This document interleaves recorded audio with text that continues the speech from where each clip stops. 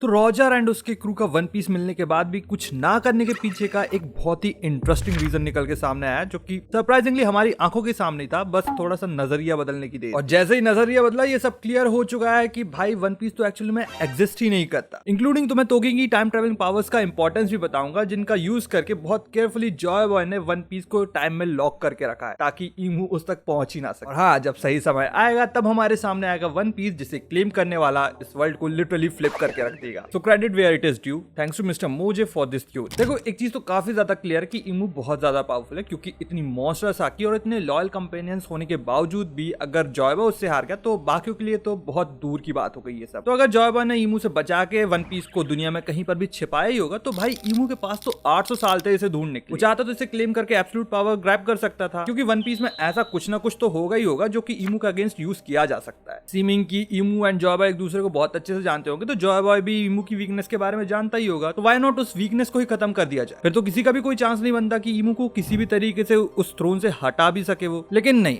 इसके अपोजिट, बल्कि ईमू तो वन पीस में इंटरेस्टेड ही नहीं दिखा हमें। वो तो बस इस वर्ल्ड के टॉप पर रहकर इसे रूल करना चाहता है, और जो हिस्ट्री इसने 800 सालों से सप्रेस करके रखी है उसके हिंट्स को दबाना चाहता है, ताकि फ्यूचर में इन हिंट्स को फॉलो करके कोई इस ट्रेजर तक ना पहुंच जाए जो कि फ्यूचर में इस सर्टेन पॉइंट पे आने वाला है। I know it sounds all crazy, but stay with me, क्योंकि अगर तुम्हें रॉजर का वो स्टेटमेंट याद है जब वो लाफ्टेल पे पहुंचा था, तो उसने कहा था कि वी आर टू अर्ली, जो कि तभी पॉसिबल है जब वहां पे एक पोनीग्लिफ के अलावा और कुछ भी नहीं हो, जिसमें ये पूरी स्टोरी जॉयबॉय ने एक फनी वे में लिखी हो, जो कि लिटरली इज फनी, क्योंकि तुमने इतने इंपॉर्टेंट ट्रेजर को फेट के हवाले छोड़ दिया है। और इस पूरी कहानी में तोकी का डेविल फ्रूट, तोकी तोकी नोमी, या फिर तोकी खुद एक मेजर प्लॉट डिवाइस प्ले करने वाले आगे वाले चैप्टर। क्योंकि तोकी के फ्रूट के बारे में हमें ज्यादा कुछ नहीं पता, बस हम इतना जानते हैं कि वो किसी को या फिर खुद को टाइम में आगे भेज सकता। और रही बात एनिमे की, तो टाइम ट्रेवलिंग पावर्स वैसे ही काफी ज्यादा ओपी होती है, जिनका यूज करके वन पीस के अब तक ना मिलने का कारण बहुत अच्छे से एक्सप्लेन हो जाता है। और इसके ऊपर से फिर तोकी खुद की मिस्ट्री फील्ड हिस्ट्री है, जिसके बारे में हमें ज्यादा कुछ नहीं बताया गया, बस इतना एक स्पेसिफिक पॉइंट बोलकर छोड़ दिया गया कि वो 800 साल पहले किसी को ढूंढते हुए यहाँ पे आई, and then nothing. But specifically 800 साल ही क्यों? इस दौरान तो कोई और भी तोकी तोकी नोमी का यूज करके बीच में आ सकता था, और मे बी उसका गोल यही था कि वो तोकी तोकी नोमी को बचा कर रख सके, क्योंकि जैसे ही एक डेविल फ्रूट यूजर मरता है उसका फ्रूट सर्कुलेशन में आ जाता है। वेल, जो भी उसके पर्पस के बारे में हमें ज्यादा कुछ नहीं पता, और वो इसलिए शायद से क्योंकि आगे आने वाले वॉइड सेंचुरी के फ्लैशबैक में उसका डेविल फ्रूट या फिर तोकी खुद एक मेजर रोल प्ले करने वाले। इस सीन में ओदेन खुद तोकी को 20 इयर्स आगे जंप करने के लिए कहता है, ताकि वो जिस पर्पस से इस टाइमलाइन में आई थी वो उस पर्पस को फुलफिल कर सके। लेकिन इससे पहले वो आगे कुछ बोल सकता तो कि उसे खुद रोक देती, ये कहते हुए कि उसका जो पर्पस था वो अब चेंज हो चुका है। विच मेक्स मी क्यूरियस कि क्या तोकी 800 साल पहले इस टाइमलाइन में जॉयबॉय के सक्सेसर को देखने के लिए आई थी, और ये हो भी सकता है कि वो भी उसी के क्रू का एक पार्ट। अदर देन दैट, पोनीग्लिफ को एक सोची समझी प्लानिंग के थ्रू इस वर्ल्ड में फैलाया गया था कि अगर इस 800 साल के पीरियड के दौरान कोई और इन्हें फाइंड कर लेता है या फिर कोई और वन पीस तक पहुंच जाता है तो वो आगे आने वाली जनरेशन के लिए एक पाथ बना दे। क्योंकि 800 साल एक बहुत लंबा पीरियड है, तो हो सकता है कि भाई जो ओरिजिनल स्टोरी है वो कहीं खो जाए, तो इसे प्रिजर्व करने के लिए पोनीग्लिफ्स वर अ स्मार्ट चॉइस। और रही बात, जब फेटेड टाइम आएगा तो जो भी इन पोनीग्लिफ्स को फॉलो करते हुए वन पीस तक पहुंचेगा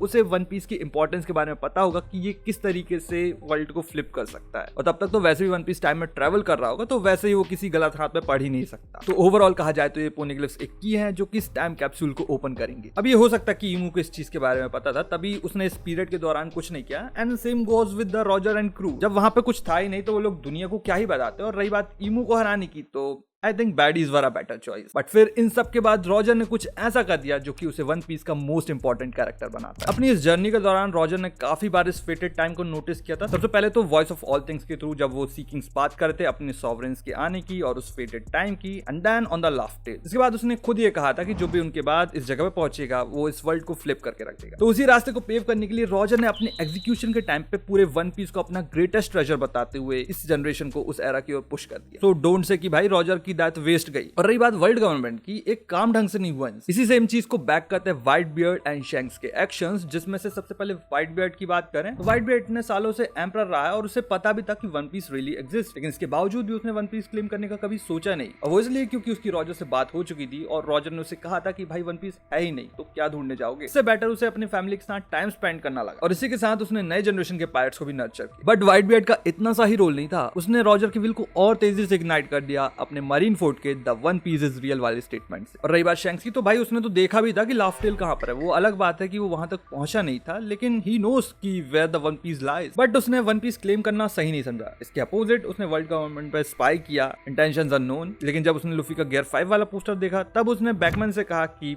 let's claim the one piece. यहाँ पे वर्डिंग पर ध्यान देना, let's claim the one piece, meaning की जिस फेटेड डे की बात की जा रही थी वो आने वाला, मे बी नेक्स्ट आर्क या फिर उसके भी नेक्स्ट आर्क पे। तो अब सवाल आता है कि जॉयबा ने 800 साल का पीरियड ही क्यों चूज किया। वो चाहता तो इस पीरियड के दौरान भी कहीं पर भी वन पीस को ट्रांसपोर्ट करा सकता था, क्योंकि पोसाइडन तो हर 100 ईयर के साइकिल में रीइंकार्नेट होती है। और रही बात गमगम नोमी के अवेकनिंग की, तो आई थिंक लूफी के पैदा होने के 200 साल पहले भी किसी ने गमगम फ्रूट को अवेकन किया था, जिसका प्रूफ हमें एमेट के रूप में देखने मिलता है, जिसने 200 साल पहले रिएक्टिवेट होकर मैरी जॉयस पर अटैक किया। एंड वी नो कि वो केवल सन गॉड नीका की हार्ट बीट से ही रिएक्टिवेट होता है। मे बी ऐसा भी हो सकता है कि इसी गमगम यूजर ने रॉजर को अपनी हेड दी थी, तो he can be our missing Joyboy, जिसके बारे में फिर कभी बात करेंगे। बट हाँ, मेन चीज यही है कि ये सारे इवेंट्स फिक्स नहीं है। जो चीज इंपॉर्टेंट है वो इनकी अलाइनमेंट, वो भी उस फाइनल वर्ल्ड एंडिंग इवेंट के साथ। 800 साल पहले की वॉर में जिन एंशिएंट वेपन्स का यूज किया गया था, उन्होंने जरूर कुछ ना कुछ तो ट्रिगर किया गया होगा, जिसका आफ्टरमैथ हमें अभी देखने मिलने वाला है, जो कि होगा द वर्ल्ड सिंकिंग इवेंट। इसके बारे में वेगापंक ने हाल ही में जनता को वार्न किया है, लेकिन जॉयबॉय एंड उसके क्रू ने हारने के बाद इस चीज को पहले ही कैलकुलेट कर लिया था। इससे बचने के लिए उन्होंने पहले नोआ को फिशमैन आइलैंड में छोड़ दिया उस फेटेड डे के लिए। इसके बाद फिर तोकी की पावर्स का यूज करके वन पीस को 800 साल टाइम में आगे भेज दिया गया। एमेट का काम था आगे आने वाले जॉयबॉय को प्रोटेक्ट करना, दुनिशा का टास्क था मिंग्स एंड रोड पोनोग्लिफ को गार्ड करना, एंड लिली का काम था आगे आने वाली जनरेशन के लिए एक मैप तैयार करना, व्हिच वर द पोनोग्लिफ्स,